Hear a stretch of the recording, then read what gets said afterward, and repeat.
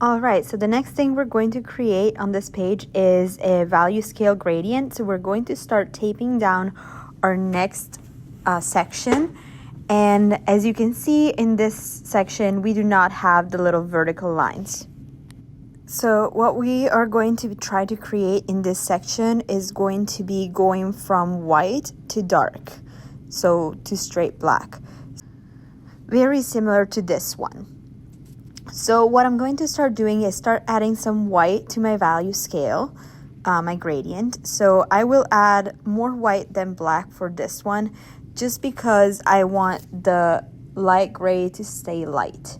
So I will start by basically, if you look at the top section, add as much white as the first 3 squares to my gradient. So you cannot really see the white that I'm adding, but I'm giving it a kind of very generous layer of it on this value scale.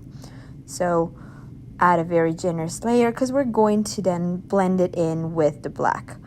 And you can do color mixing on your palette to decide, or you can just color mix it straight on this paper for this exercise only.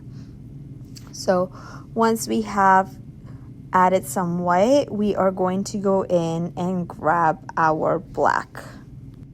So with the black, I am going to start on the opposite side of this value scale, so on the right side of it, and I'm going to start adding a little bit of black over there, so I can hold my paper down better if that helps. So start adding black, and I'm using like less than what I have put down for the white, just because I want to be able to blend it a little bit better.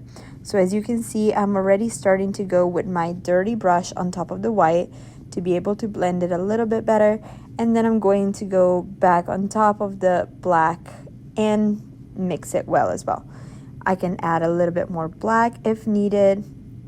Just make sure you also are aware of how much color you're adding. So as you can see, I'm starting from the right, and then I'm going in blending towards my left, so towards my white. And basically what I'm doing is adding a little bit more of black and black and black to my white until it becomes white. So this is kind of like how I blended this, and you can go in and refine it as many times as you want until you get the perfect gradient. So make sure you just go up and down most of the time for this one. And that is why we use the tape, because it's going to help us stay within those lines. You can always go back if you think that you need more white. You can always go back and add more white. Just make sure you clean up your brush if needed. And just keep adding those colors until you reach the perfect gradient.